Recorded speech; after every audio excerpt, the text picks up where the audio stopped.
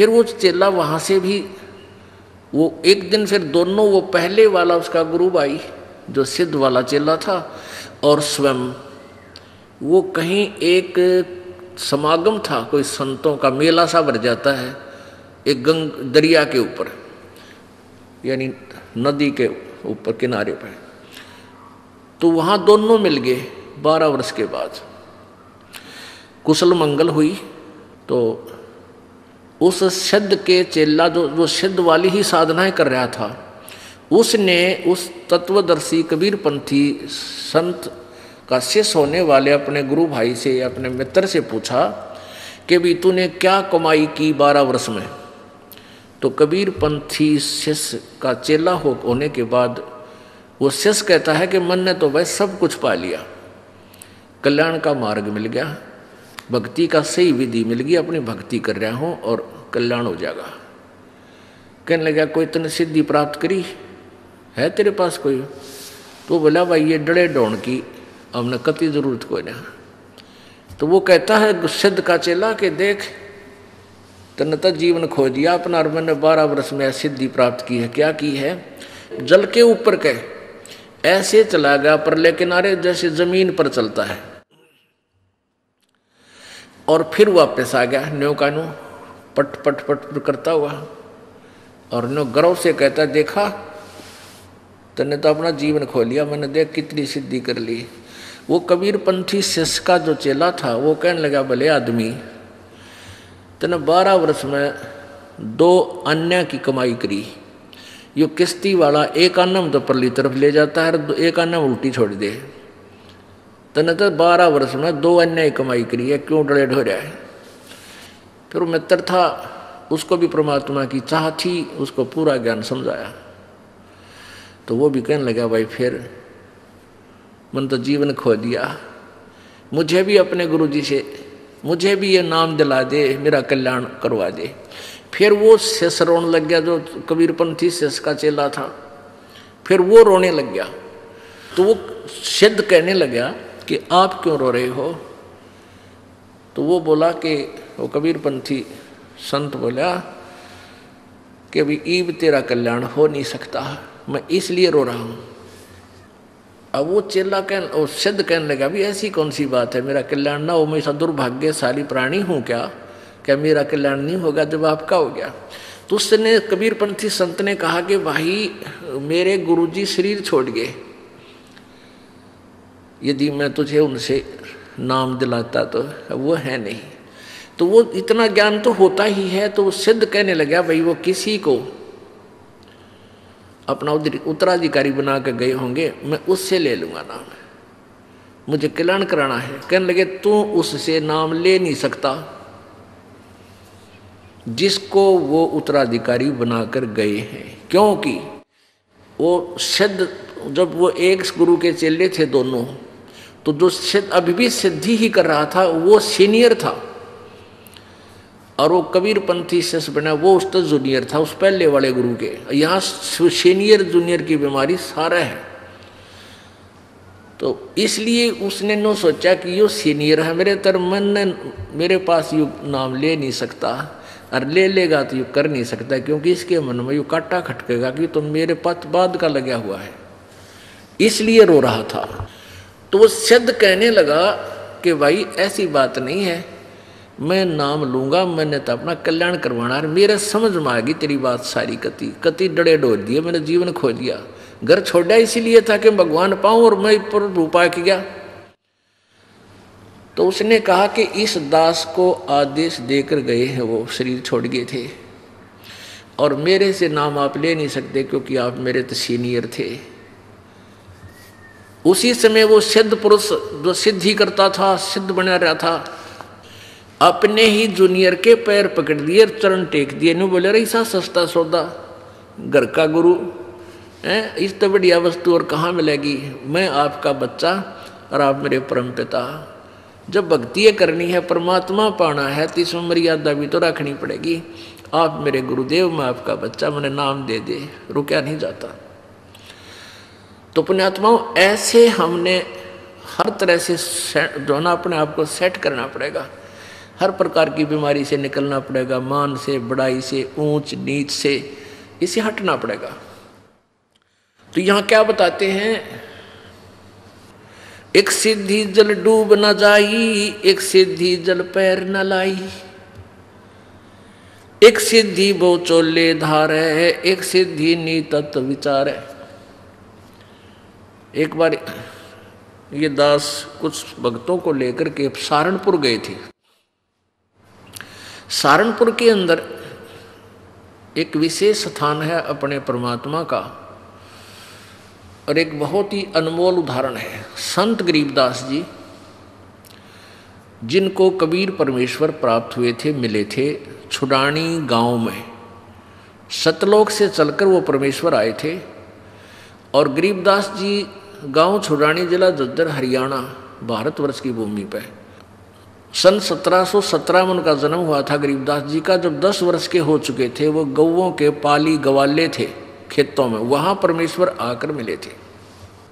उसके बाद परमात्मा ने उनको साक्षात्कार कराया और अपना सतलोक दिखाया, जहां परमेश्वर रहते हैं, जहां से हम बिछुड़कर आए हुए हैं।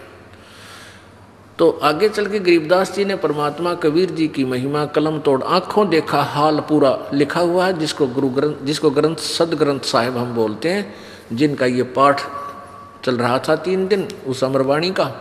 तो गरीबदास जी द्वारा लिखवाई गई वो वाणी है। तो गरीबदास जी का एक शिष्य था। गरीबदास जी कहीं सत्संग करने जा रहे थे, और वहाँ एक सहारनपुर का भूमड़ नाम का एक सैनी था, सैनी जाति से एक भूमड़ सैनी नाम का एक भक्त सहारनपुर का कहीं अपनी रिश्तेदारी में गया हुआ था। वहाँ गरीबदास जी सत्संग कर रहे थे। उस पुण्यात्मा ने सत्संग सुन लिया और गरीबदास जी से उपदेश ले लिया। फिर वो छुड़ानी जाने लग गए, जहाँ गरीबदास जी प्रत्येक पूर्णमासी को सत्संग किया करते थे। अब वो धीरे धीरे इतने प्रभावित हो गए वो भूमड़ जी, भूमड़ भक्त सैनी, के प्रतिदिन ना प्रति महीना सहारनपुर से चलकर छुड़ानी आने लग गए। पहले तो धीरे धीरे ज्ञान होता है, फिर इतनी श्रद्धा बन गई कि सहारनपुर से चलकर गांव छुड़ानी, जिला झज्जर में वो प्रत्येक महीना आते।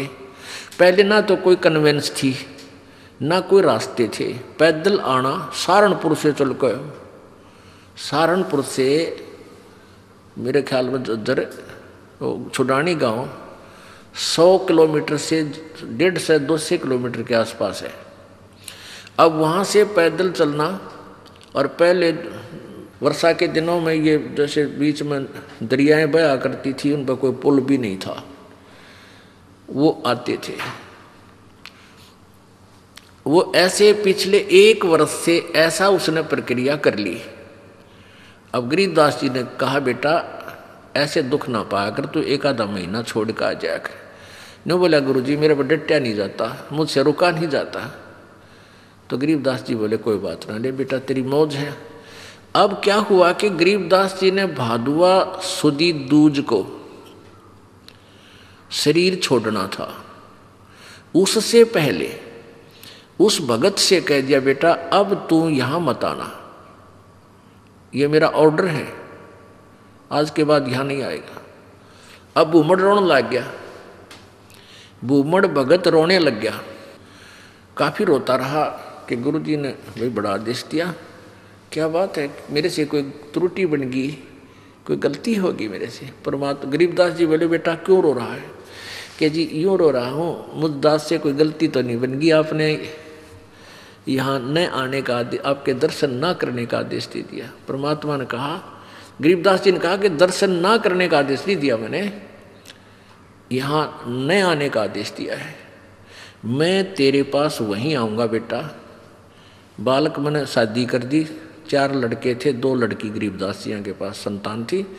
लड़कियों ने शादी नहीं करवाई, ब्याह नहीं करवाया था, वो आजीवन ब्रह्मचारी रही थी अपनी भक्ति की। 4 बच्चों का ब्याह कर दिया।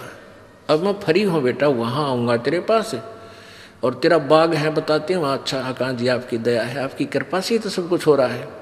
तो भाई उस बाग में मेरी एक झूपड़ी डाल दिए बेटा, मैं भी अपना भजन करूँगा और तेरे को सेवा दर्शन हो जाएंगे। तो बड़ा खुश होया और वापस चला गया। अब इंतजार कर रहा है, गुरुजी आए नहीं। उधर क्या हुआ, गरीबदास जी ने वो शरीर छोड़ दिया भादुआ सुदी दूज को सन 1778 में। तो 6 महीने हो गए। भूमड़ वहाँ रोए जैसे धर्मदास जी रोया करते तरफ में, और इतना बुरा हाल हो गया, हे भगवान क्या हो गया। और उधर से उसका बाग सूख गया, बाग कति सारे में कीड़ा लाग के कति सारा सूख गया।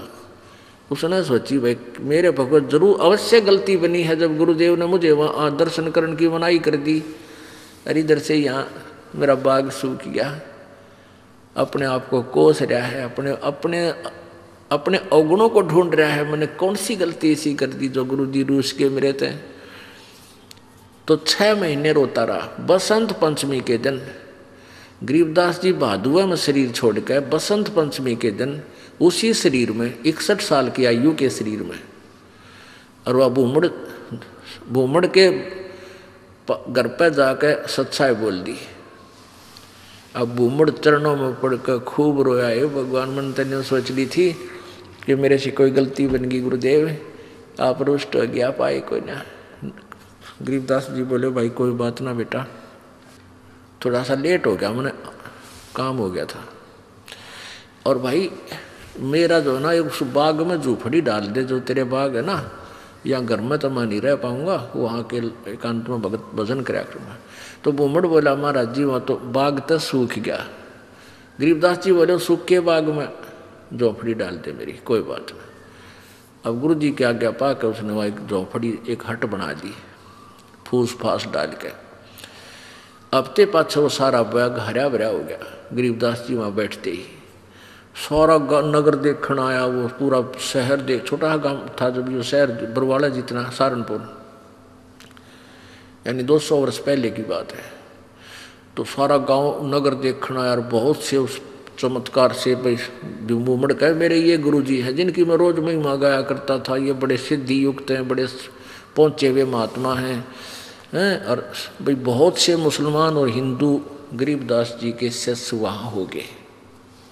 अब क्या बात है कि वहाँ ये दास क्या बताना चाहता था, एक सिद्धि बहु चोले धारे,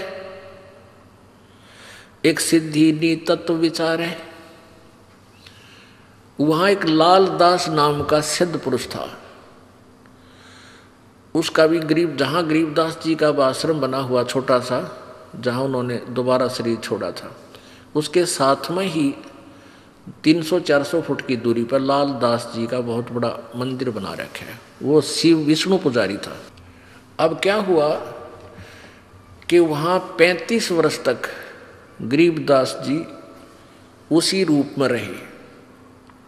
हिंदू और मुसलमान दोनों ही गरीबदास जी के शिष्य बने, क्योंकि ये ज्ञान ही एकता उपजाने का है, उनका ऐसा ज्ञान है कबीर जी का।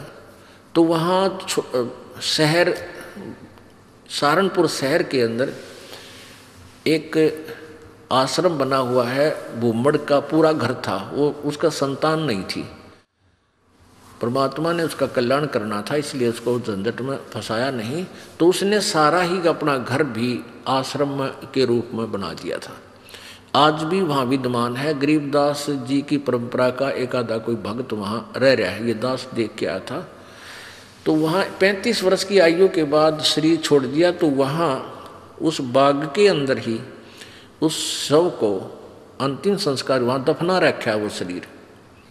तो अब क्या हुआ, जब शरीर छोड़ दिया गरीबदास जी ने, यानी शरीर त्याग दिया वहाँ पे, तो वहाँ काफ़ी भक्त शिष्य हो गए थे। तो उन्होंने सोचा भी छुड़ानी वाले जो इनके वंशज हैं, गरीबदास जी के बच्चे हैं, संतान है, उनसे पता करके आओ कि महाराज जी के शरीर को यहाँ लावा या वहीं अंतिम संस्कार कर दे।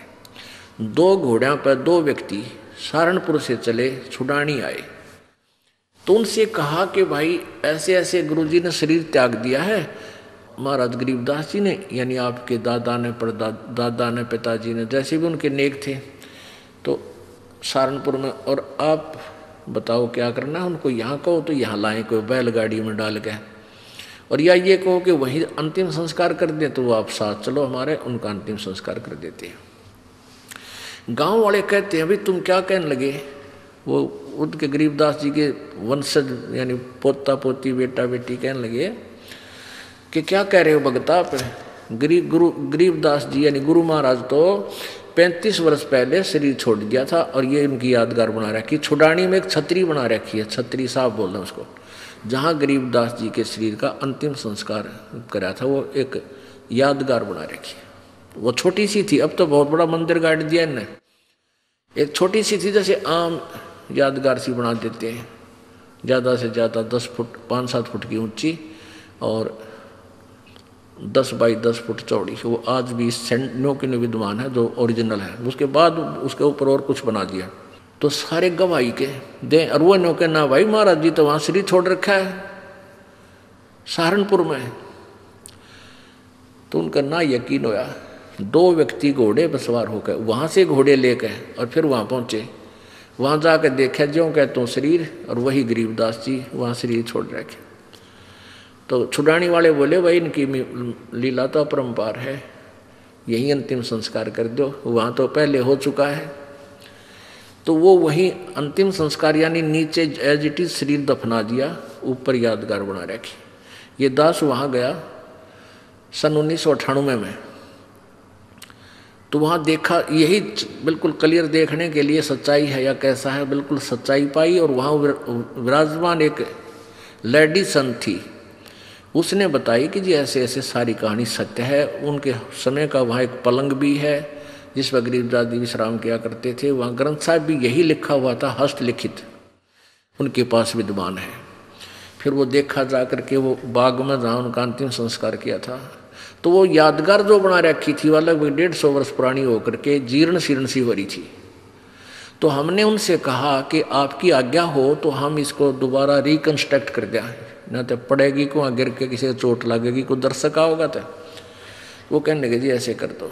फिर हमने क्या किया कि नीचे का पोर्शन नहीं छेड़ा, वो पुरानी छोटी छोटी ईंटों से बना हुआ था, उसके ऊपर की दोबारा से बढ़िया ईंटों से और एक अच्छा गुम्बद सा बना के वो तैयार किया, और उसके ऊपर पूरा एक बोर्ड लगा रखा है, पूरी कहानी लिखी हुई हमने कि ऐसे ऐसे ये हुआ था।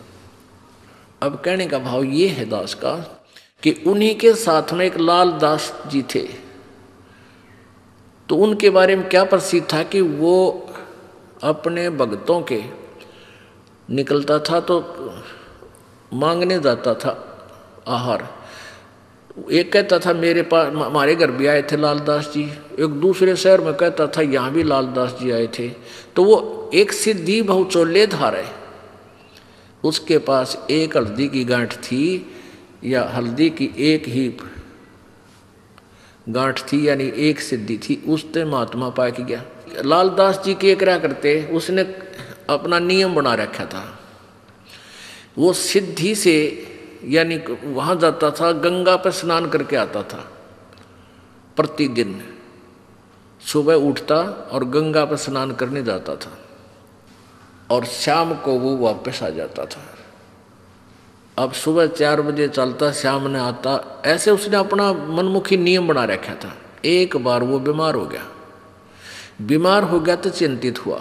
गरीबदास जी उनके पास जाते थे, उन्हें ज्ञान भी समझाते थे, पर वो अनाड़ी कति नहीं माना था। वो इतना बीमार हो गया कि उसको चिंता होगी कि भाई मैं अब स्नान नहीं कर सकूंगा गंगा में। तो गरीबदास जी उसको चिंतित देख कर कहने लगे भाई चिंता ना करें, सवेरे गंगा यहीं आ जाएगी तेरे आसपास ही। अब उसने चिंता होगी कि भाई कैसे आवेगी। गरीबदास जी ने वहाँ जाकर खड़ा हो गया कि आजा लालदास। उस जहाँ लालदास जी का वो आश्रम है उससे 100 फुट की दूरी पर वह अब भी गंगा बह रही है, छोटी सी नाला सा है, उसको गंगा जैसा ही जल है उसमें। तो गरीबदास जी ने ऐसे इशारा कर दिया, थोड़ी सी दूरी से नीचे से अपने आप एक झरना सा फूटा और पानी बहने लग गया। अब लालदास जी सोचने लगे कि भाई क्या पता यो वही गंगा है या दूसरी। वो नहा तो लिया उस दिन, क्यों उसका तो प्रण बना ले, फिर उसको चिंता होगी, उसको चिंता होगी कदे गरीबदास ने मुझे बहका दिया हो और नहाने के लिए अपनी सिद्धि तो यहीं से को जल निकाल दिया हो। एक उसका चेला था लालदास जी का, वो गंगा पर स्नान करके आया था उस दिन, और उसकी धोती रह गई उधर एक लोटा, उस गंगा में बह गया, उस ओरिजिनल गंगा में हरिद्वार में। तो वो वहाँ आया, वो कहने लगा, गरीबदास जी बैठे, लालदास जी बैठे थे। लालदास बोला, अरे कई दिन में आया, अगजी गंगा नहान गया था। अच्छा भाई, और ठीक? हाँ ठीक हूँ जी। और कहने लगा, जी एक लोटा भी रह गया मेरा, गंगा में बह गया। अरे एक धोती बह गई, वहीं पर तेज धारा थी। गरीबदास जी बोले, भाई यहाँ तेरी धोती और लोटा इस गंगा में पड़े हैं, यहाँ ये वही गंगा है जो वहाँ तू नहा का है। अब लालदास जी ने सोचा, भाई जय इसके धोती लोटा यहाँ पा गए तो सचमुच या वाह गंगा है।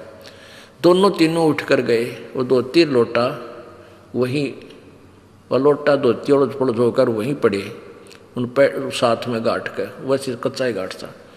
वो लोटा उठाया, उस पर नाम था उस भगत का, नाम खुदवा रखा था उसने। ने बोला, महाराज जी तो सचमुच वाह गंगा में तो वहाँ हरिद्वार नहा का था, वहाँ खूब गुम हुए थे, ये पाए यहाँ पर। तब उस लालदास का पेटा भरा, इतना उसकी मृत्यु का निकट आ गया। मालिक की वाणी उसने संभाली कोई ना। तो पुण्यात्माओं, इस तरह हम कहाँ विचलित थे। और संत सब कूप है, केते सरिता नीरी, दादू अगम अपारे है, ये दरिया सत्य कबीरी। ईश्वरीय शक्ति से युक्त बहुत से संत आपको मिलेंगे। अब जैसे कुछ तो कुआ टाइप समझ लो, कुआ कितना इतना ही काम कर सके, आपके पीने का काम चला दे, पानी का पीने का नथिंग, और फिर इसके उससे ज़्यादा नहीं। और एक झरीता नीर, और संत सब कूप हैं, केते झरीता नीर, दादू अगम अपार है, ये दरिया सत्य कबीर। और दूसरे झरीता नीर, झरीता माने झरने से निकला हुआ छोटा मोटा नाला। और कबीर परमात्मा को दरिया समझो कि दरिया में नदी से कितना इतना पानी परियो, जल प्रयोग करो, चाहे नहर भी निकाल लो और पशु भी नहा धो लो, उसमें सिंचाई भी कर लो, तो भी जल अंत नहीं होता। यानी पूर्ण समर्थ हैं कबीर जी। और भी संत छोटी मोटी सिद्धियों से ईश्वरीय शक्ति युक्त नजर आते हैं, लेकिन वो काम चलाऊ सरकार होते हैं। एक सिद्धि पांचों तत्नीरम, एक सिद्धि जो बज्र शरीरम, एक सिद्धि पीवे नहीं खाई, एक सिद्धि जो गुप्त छिपाई, एक सिद्धि जो ब्रह्मांड चलावे, एक सिद्धि सब नाद मिलावे, एता खेल खिलाड़ी खेले, सो हम हंसा पर गट बेले, 24 को ना दिल चावे, सो हंसा शब्द अतीत कहावे। अब भक्त के लक्षण बताते हैं कि इन 24 को भी कोई भक्त इच्छा नहीं करेगा, वो भक्त है, वो शब्द अतीत है, वो परमात्मा का प्यारा है, वो मोक्ष प्राप्त करेगा, इन सिद्धियों में कभी भी नहीं उलझे। प्रसिद्धि पूर्ण पटरानी, सतलोक की कहूँ निशानी। कबीर परमेश्वर के पास इन सब सिद्धियों की माँ, यानी सब सिद्धियों की जननी, पूर्ण सिद्धि, प्रसिद्धि पूर्ण पटरानी, और सतलोक की कहूँ निशानी। सतलोक सुख सागर पाया और सतगुरु भेद कबीर लिखाया। हमारे सतगुरु कबीर परमेश्वर जी ने ही हमें इस ज्ञान को दिया। परमहंस देखो परवाना, जन कहता दास गरीब दीवाना। कि आप परवाना माने वो परमात्मा का वास्तविक संदेश, यथार्थ ज्ञान समझो, उसके आधार से भक्ति करो, तब तुम्हारा मोक्ष होगा। अब परमात्मा पाने के लिए हमारे अंदर कितना समर्पण होना चाहिए।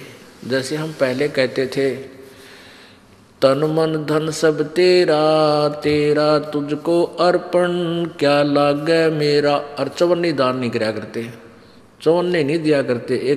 एक हफ्ते में 100 रुपये का बूंदी का प्रसाद बैठा करते, मंगलवार का व्रत रख के। और गीत गाया करते नो, तेरा तुझको अर्पण क्या लागे मेरा।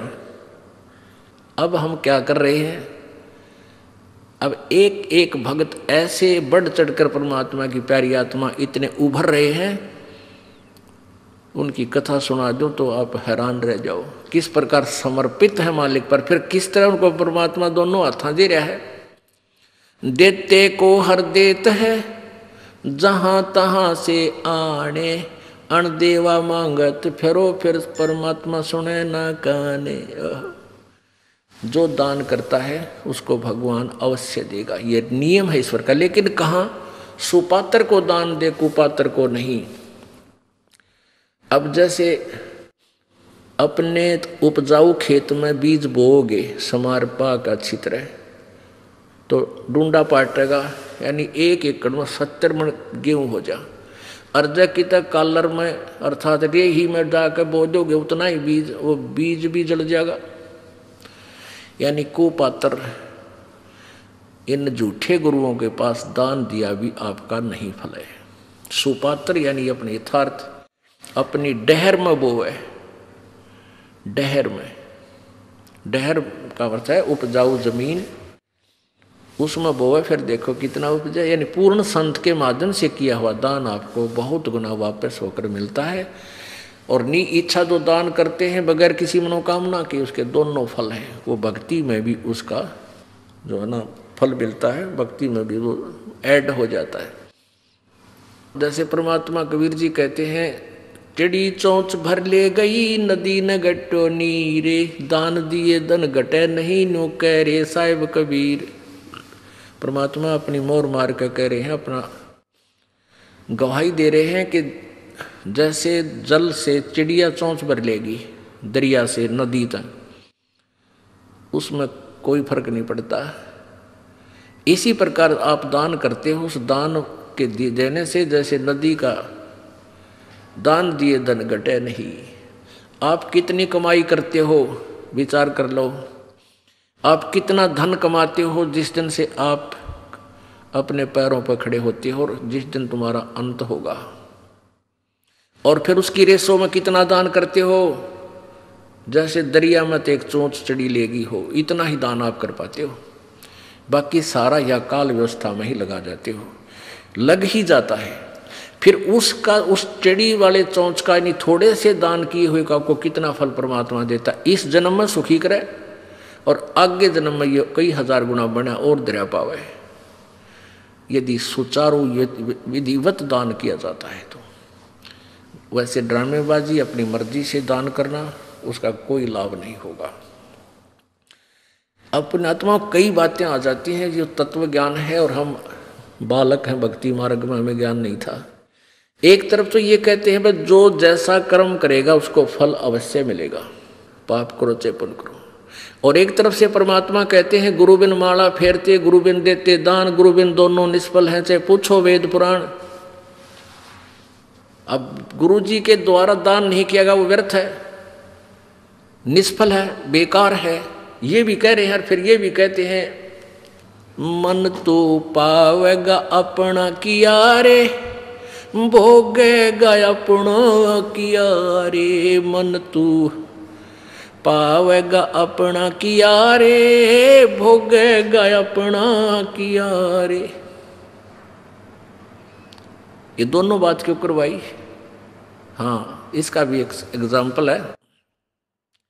जैसे जब तक हमें संत परम नहीं मिलते तो हम दान करते थे। कोई भंडारा करता है, कोई किधर गौशाला धर्मशाला बनवा देता है, कोई प्याऊ लगवा देता है, कोई तीर्थों पर जाकर भोजन भंडारे साधु संत भक्तों को कराता है,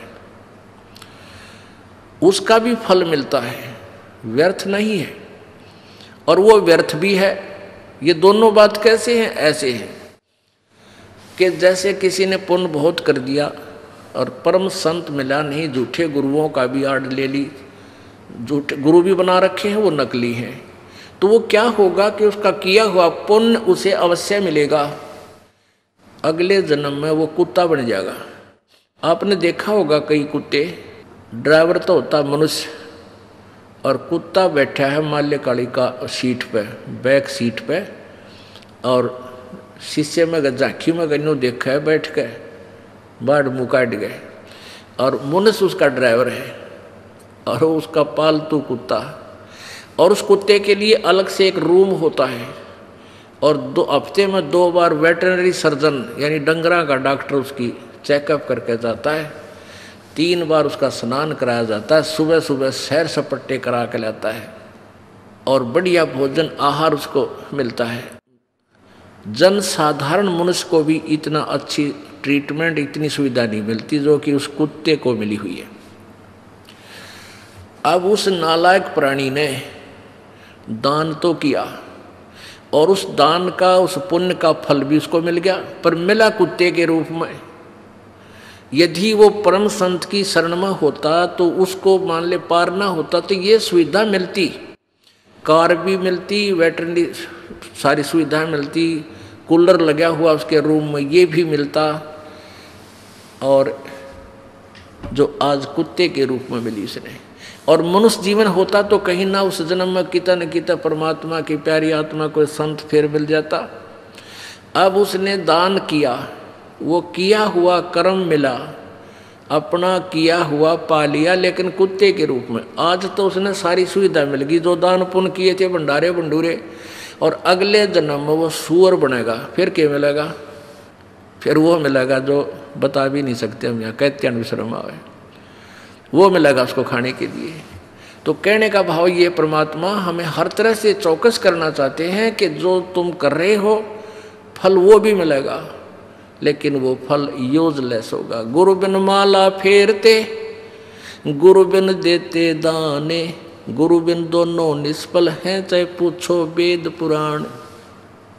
अब परम संत की शरण में आने के बाद और मोक्ष मार्ग की जो इच्छा रखते हैं उनको कितना समर्पण करना चाहिए।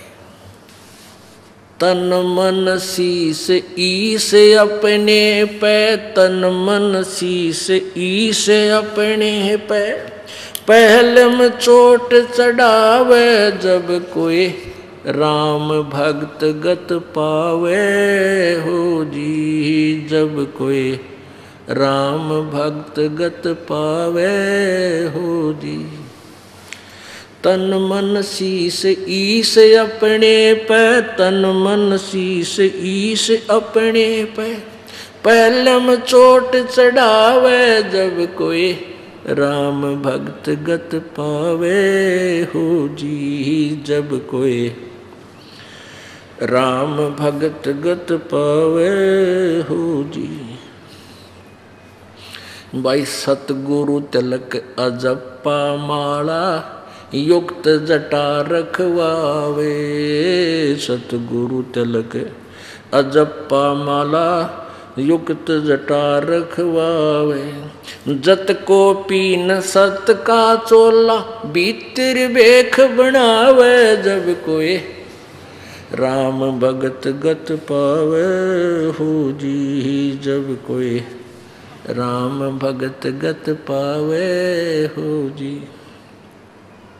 भाई लोक लाज मर्याद जगत की, तृण ज्यों तोड़े बगावे, लोक लाज मर्याद जगत की, तृण ज्यों तोड़े बगावे। कामनी कनक जहर कर जाने, तब शहर अगमपुर जावे, जब कोई राम भगत गत पावे हो जी, जब कोई राम भगत गत पावे हो जी।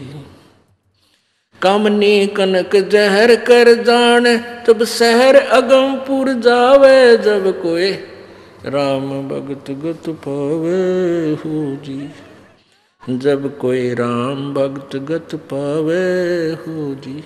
तन मन शीस ईश अपने पे, तन मन शीस ईश अपने पे, पहले में चोट चढ़ावे जब कोई राम भक्त गत पावे हो जी, जब कोई राम भगत गत पावे हो जी।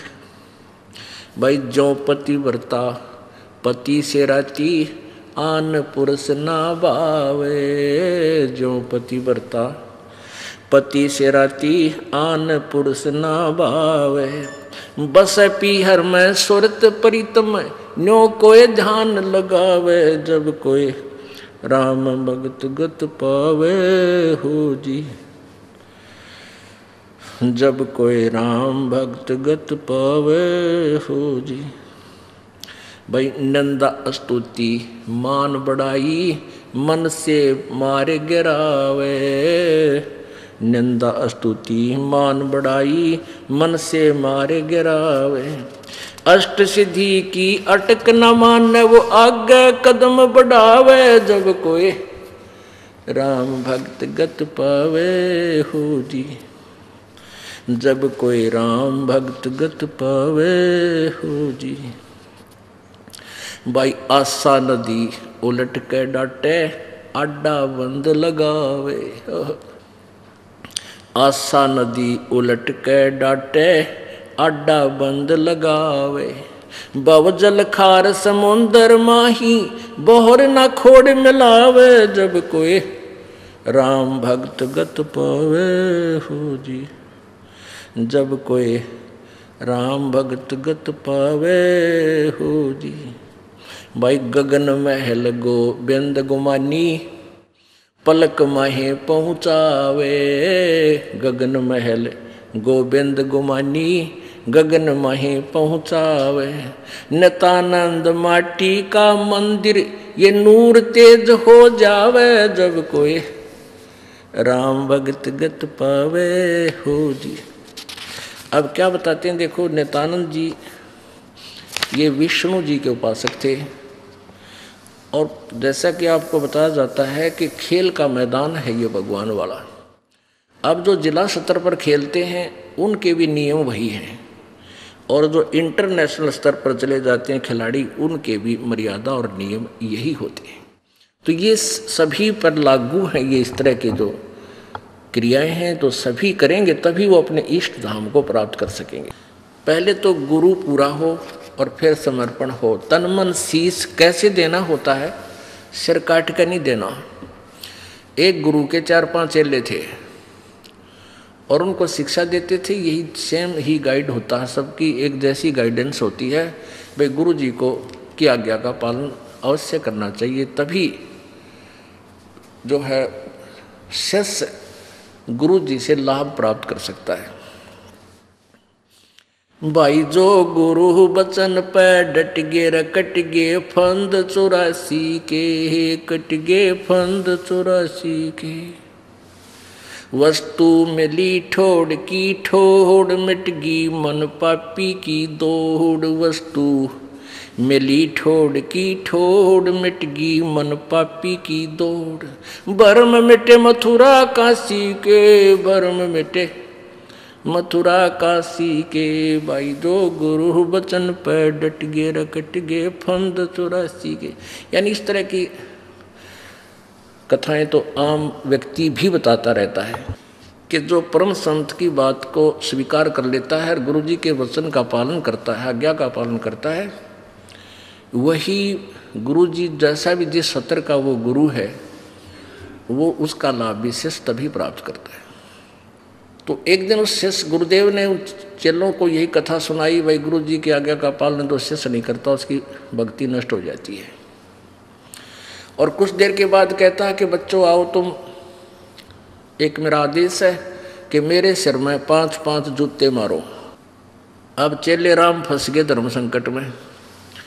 अब भाई गुरु जी का नहीं हाथ कर दिया तो बात बिगड़ गई, और आज्ञा का पालन ना हुआ तो नाश हो गया। बैठे रहे, सन्नाटा छा गया। अब गुरु जी कहता है तुम नहीं क्या शिक्षा दिया करता मैं, भाई बस हो गए फेल सारे।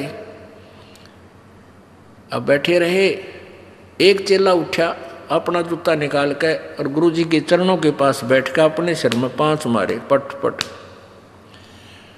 अब गुरु जी कहने लगे भाई डंडी मत मारा, मैंने मेरे सिर में कहा था तेरे में नहीं। तो वो चेला कहता है दास का शीश भी तो आप ही का तो है।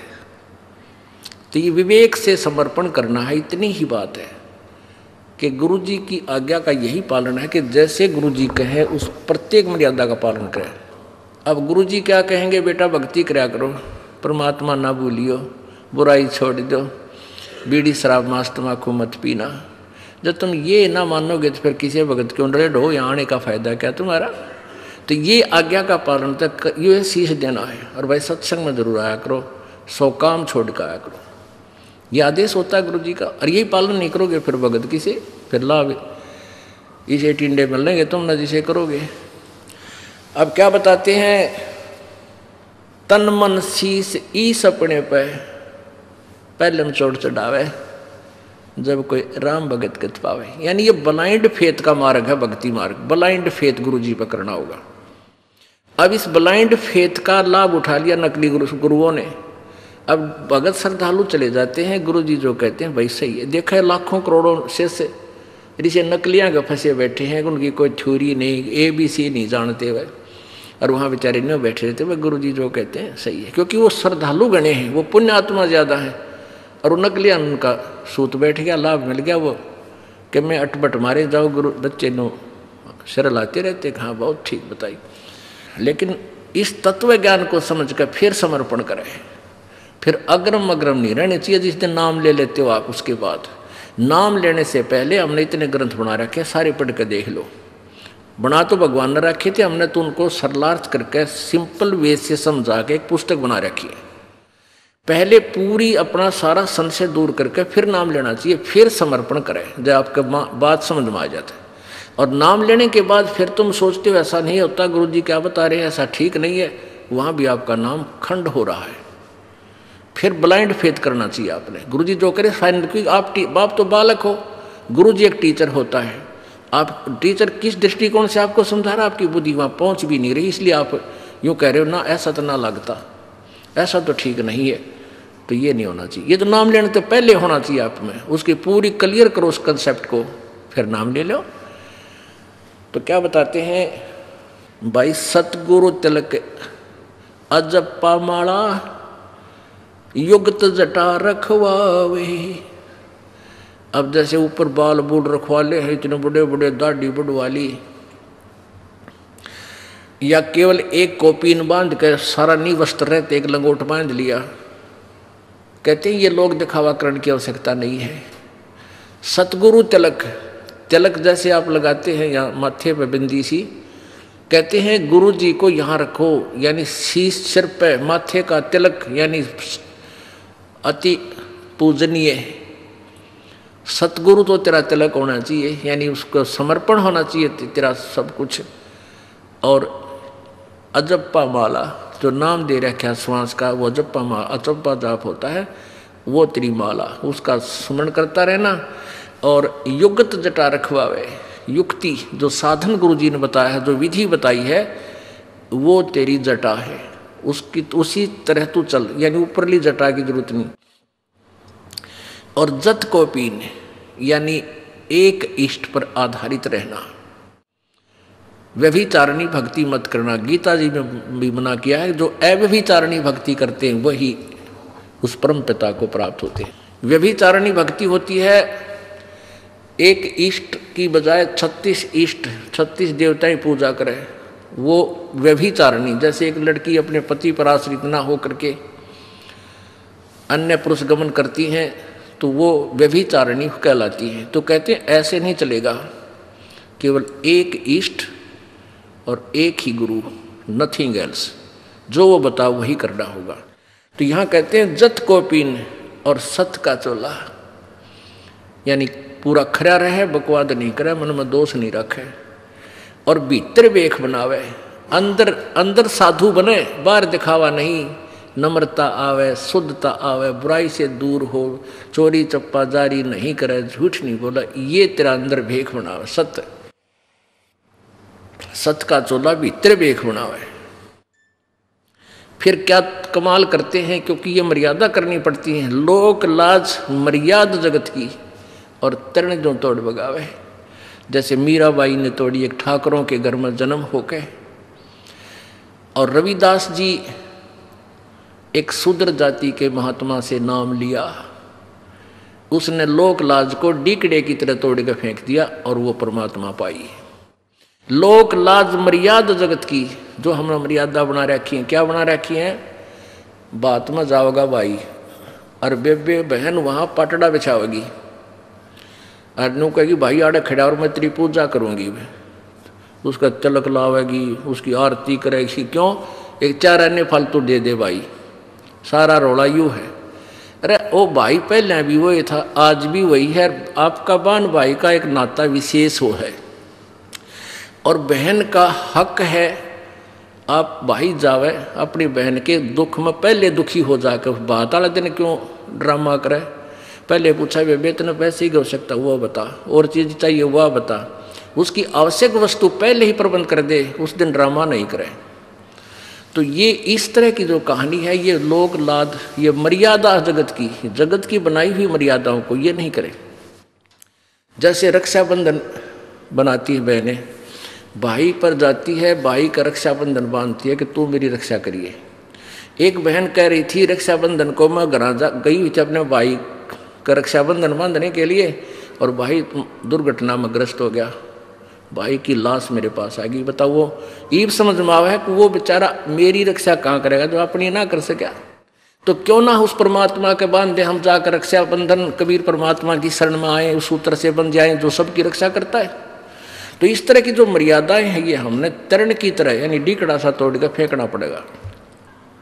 जो पति वर्ता पति से राती आन पुरुष ना बावे, कैसे साधना करते हैं?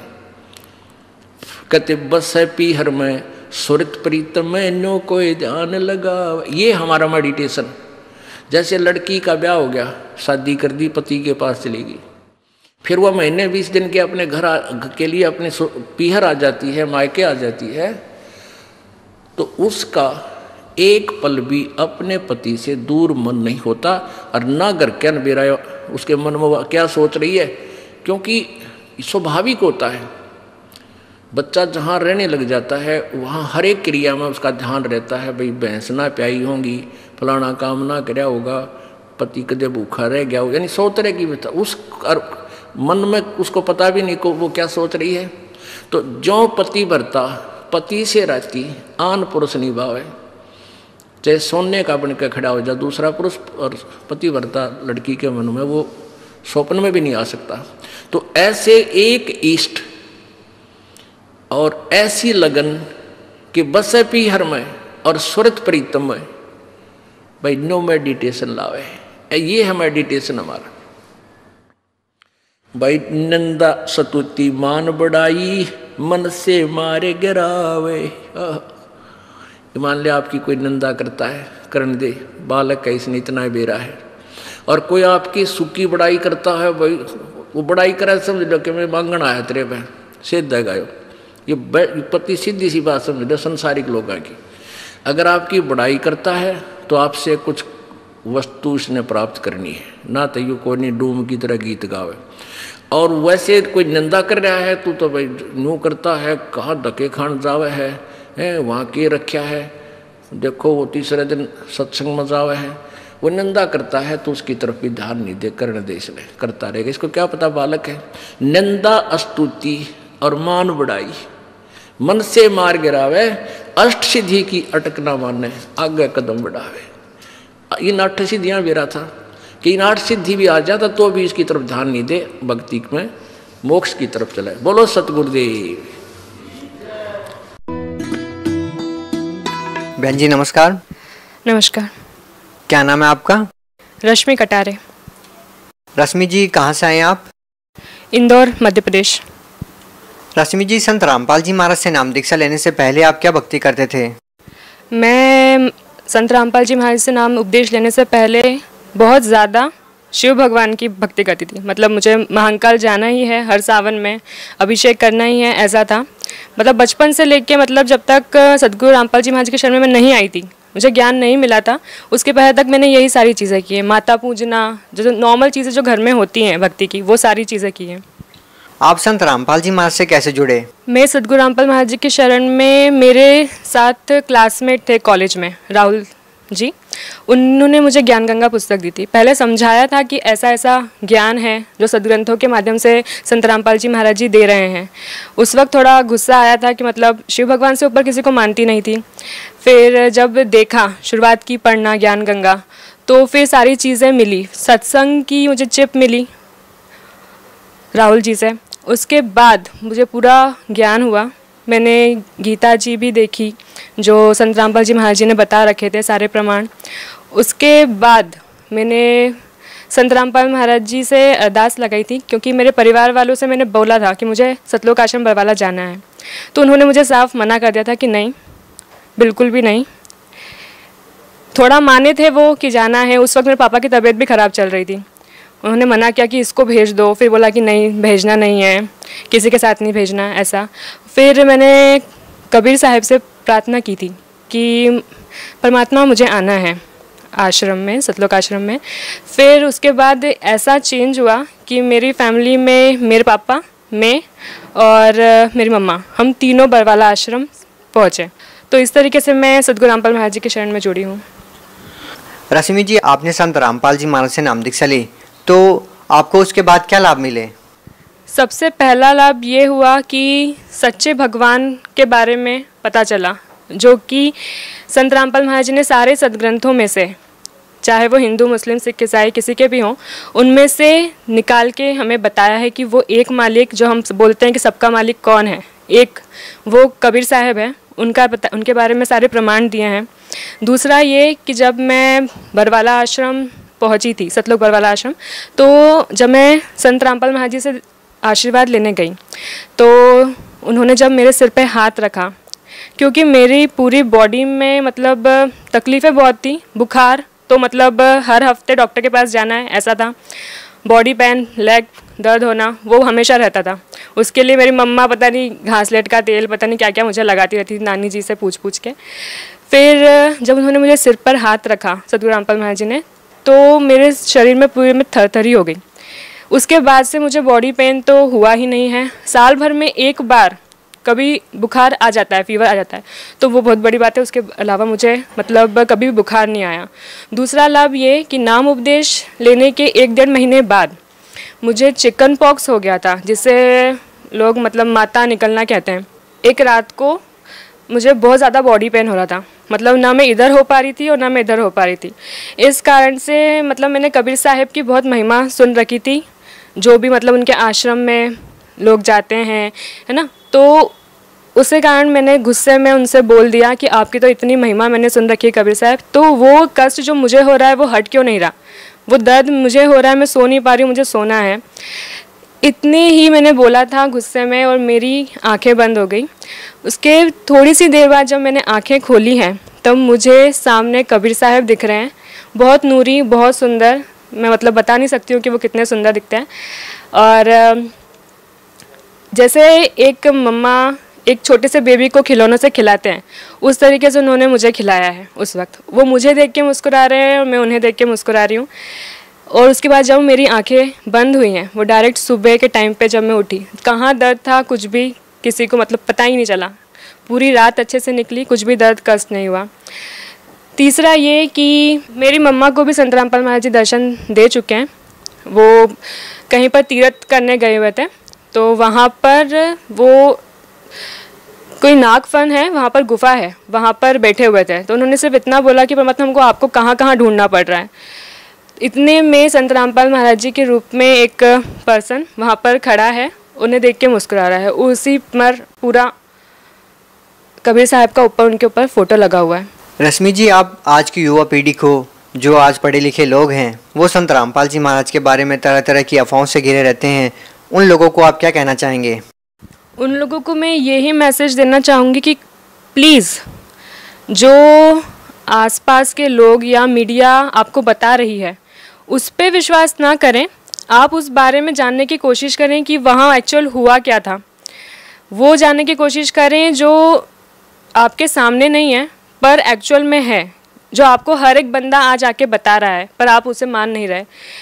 तो ऐसे बहुत सारे प्रमाण हैं जो आज पूरे मतलब वर्ल्ड में दिखाए जा रहे हैं कि एक्चुअल रियलिटी क्या थी।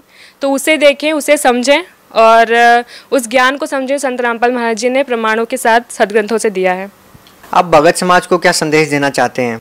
मैं भक्त समाज को यही संदेश देना चाहूँगी कि जितने भी ज्ञान संत रामपाल महाराज जी ने दिया है, जितने भी ग्रंथों से शास्त्रों से, गीता से, वेद से, सबसे दिया है, उसको अपने ही ग्रंथों में जो आपके घर में रखे हैं, आपने सिर्फ रीड करा है तो समझा नहीं, तो उसे देखें, उसे मिलाएं जो वो बता रहे हैं, और फिर निर्णय लें कि वो सही कह रहे हैं या गलत। तो आपको ही वो चीज़ क्लियर हो जाएगी कि वो सही है या गलत है, आपको किसी से पूछने की ज़रूरत नहीं है। बस इतना ही। धन्यवाद बहन जी। सत साहिब।